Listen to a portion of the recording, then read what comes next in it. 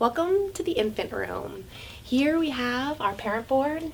Sometimes we write messages here for parents, events that are going on, maybe a special quote from Maria Montessori herself.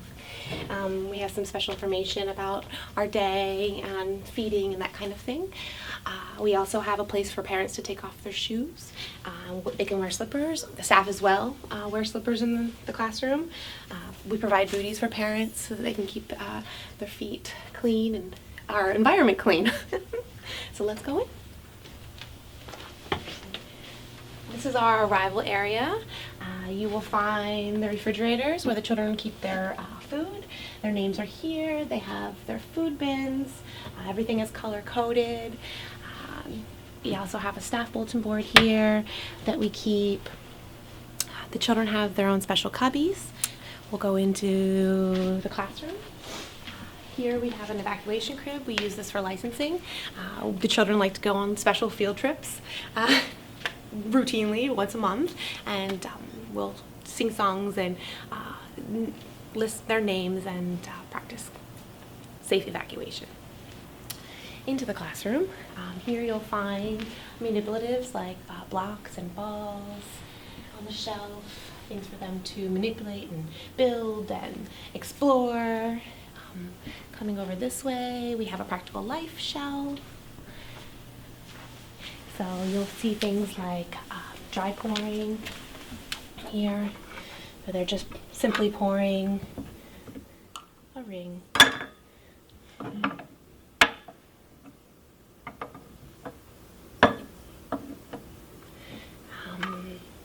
There's spooning work, posting work.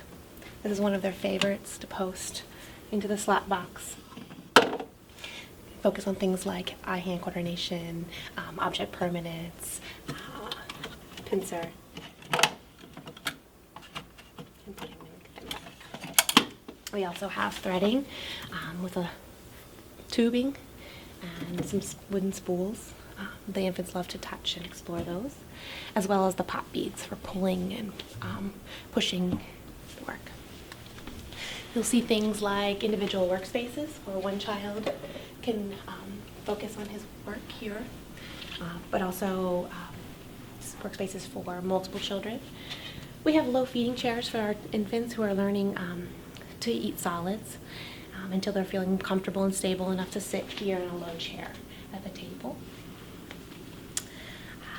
Here's our language shelf. Montessori philosophy talks about having a sense of order, top to bottom, left to right, concrete to abstract. Here in the infant room, we did a little differently to promote safe exploration with the materials. So you'll see the objects that are down below so that our infants who are crawling and moving can get to something safe to explore. And our language cards are up higher for the children who are walking and can take their work to a table.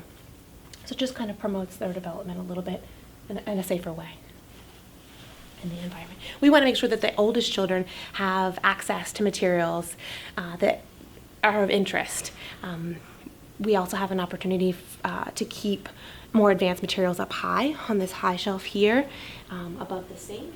And so I'll pull things down as needed, but I really want the children to be able to find what suits their needs down low on the shelf. Here's our nap area, one of our nap areas. The children have the low beds, so they are able to get in and out of their bed. It promotes their independence. The oldest children have learned how to open the gate with the knob for the button. Something else that you'll see in our infant environment, we have the baby gym for our little guys who are laying on the floor. They can pull and grab and work on those skills. We also do keep a bouncy seat in the classroom. We use it very rarely, but really we use it for safety. When our little guys need somewhere to be, when our oldest ones are moving about, maybe during a transition, The other big reason why we would use the bouncy seat is when a young infant might have digestive issues, and so after they drink their bottle of formula or breast milk, it helps them in a sitting position to kind of digest that milk a little bit before they get down and explore on the floor again. We'll come over this way through. So we have a lot of infants that are now cruising, walking, cruising along low surfaces, and so this is a material that they really love. The door, in, out, back and forth, is something that they're working on, open and closing. The birds spin, they love it. And this is something that we would rotate in and out of the classroom as necessary. Some of the other things that you'll see are some simple puzzles, like this one here. We have caterpillars, manipulatives to explore and touch and feel, links to pull apart, a lot of mouthing in our classroom in the infant environment. Our walkers love to pull, trucks and dogs and rabbits and ducks. So we find a variety of things that help them with that. Over here you'll find a sensorial shelf where the children can also continue to explore with their senses. So you have the squish here, natural material, very important. The hacky sacks are squishy and soft and fun to throw on the floor and hear that sound. We have some sensorial jars where they can see things like barley. You can hear it, see it. Split peas. I'll switch them to things like corn or black beans or pinto beans and things that they might be familiar with in their diet at home. We have geometric solids for them to touch, like the cube. And our sphere is in the garden at the moment. Containers, different types of materials like metal, plastic, and wood to stimulate their senses. And this is another favorite, the push work. So the children are working on object permanence. They're putting the pom-pom inside. They're looking for it. Cause and effect, problem solving. Those wonderful things. Another low table facing the wall it only promotes individual work for the children. We have another nap area again with the low beds. The older children will transition into cots, low cots, and they'll even take their cot to the next environment. So we help them along with that transition by providing materials that are familiar. We also have the soft area behind you, a nice cushiony place to lay down, relax, maybe explore some books. There are a variety of small board books that they can manipulate and open and close and look at pictures. We read stories every day. Okay. We also have an art area. So here you'll find the chalkboard. The children are learning to use the chalk and the sponge. We'll have to get our sponge again. And an apron. They have a little small apron to put on to start their work that lets us know that they're interested, that this is their work, and that they take it off when they're finished with this work. Over here we also have some more art materials, like Play-Doh. It's fun to explore, to squish, to move. I take this over to the table. And scribbling as well with crayons. Materials will rotate. Sometimes we have painting, sometimes we have different kinds of Play-Doh or things to explore. I'd like to show you the kitchen area as well. A large part of our practical life experiences in the classroom revolve around mealtime. So we have trays that we bring to the table, and on this tray we'll keep our water and napkins, and the children's food. So we put the children's food here, and then they also love to set the table. So this is a fun way that we have created for the children to be able to find what they need to set the table. They have their placemats, they have plates, cups, bowls, forks, and spoons. And the children really love to walk this all the way to the kitchen area where they can sit down and eat at the meal table. So that's exciting. The infant environment also works a lot on self-care. So you see that they have their shoes, their slippers, their jackets, a lot of things going on there. But also we have the diapering area too. So the diapering area, one of our diapering areas is here. For children who are not yet walking or standing stably will lay down on a mat to have their diapers changed. Okay. All of their supplies are here in their box. So they'll have diapers, wipes, any ointment that the parent would like for them to have. Children who are standing and are walking will have their diaper changed standing. And so we promote the child to look in the mirror, be able to see the tabs on their diaper, to pull the tabs, to take the diaper off, to put the diaper into the trash can that's here.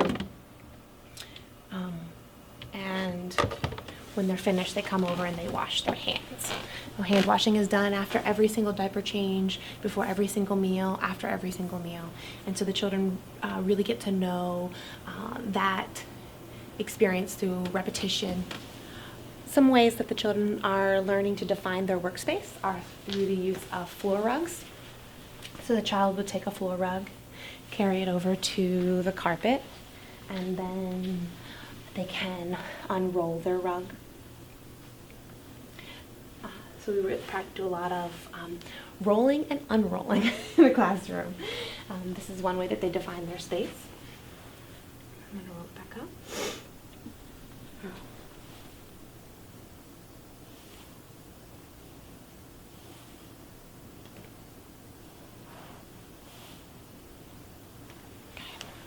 Another way that they define their space is with the use of a table mat, we call it. So here they'll find their table mats, and they can take this over just like a floor rug, but this is used on the table only. It has a nice grip, we found, that allows the young child to explore their work in a way that doesn't encourage the work to slide on the table. I found this to be really helpful with an infant who wanted to explore something, but every time they touched the material, it would slide away. So we used the grip, like shelf liner, as a table mat. So another space that we use often in the infant environment is the gross motor room. We have the luxury of having this beautiful, big, open space, and our youngest friends really enjoy this environment. So a lot of gross motor activity occurs in this environment. They have a tunnel to explore in, the rocking boat, the climber with the steps, the ramp, the slide. They have the push carts. The children who are learning to walk will come over and push the carts. The rocking horse is here. We have a basket of a variety of balls to explore here, whether lots of texture, color, that we keep squishy and hard. We keep a basket of books here as well. These happen to be color books, so you have a book of orange and a book of green. These are handmade, different pictures of things the children would see. Watermelon, frogs. This is a nice space over by the window where the children can just kind of sit, maybe find a quiet spot in the gross motor room. Not everything needs to be gross motor oriented, so that helps. This is an activity that children really love and enjoy. We consider this maximum effort work, where the children have to pick up something heavy. It really promotes their concentration and their motor development. Here they can match the colors, the circles to the jugs. They can even take the green jug and go and find the green circle in the classroom. And there's another green circle. Where could it be? And they look around, and on the floor they would find another green circle. So that gives them opportunities to really explore their environment. Another activity that we have is over here, a beanbag toss. In the infant environment, we see a lot of throwing at times. So we want to give them an activity that they can actually throw. So here they have 2 baskets. I take the beanbags out, and we show them how to toss the beanbags. And then if they miss, oh, that's okay. Let's go over and try again. Toss. That's a fun way to give them an outlet for throwing in an appropriate manner. Some other things that you might see in the environment are the bead trackers, the push lawnmower, something that children who are just learning to walk feel more stable if they have something to hold on to. And so this helps them have somewhat of a crutch until they're feeling really confident. Just go for it. Some of the other things that you see in the environment are our wagons and our strollers. These are things that we take with us outside. Children who are walking will walk outside. Or children who are learning to walk may want to push the wagon outside. So that gives them some more support as they continue to work on their motor development. There you have it. This is the gross motor room.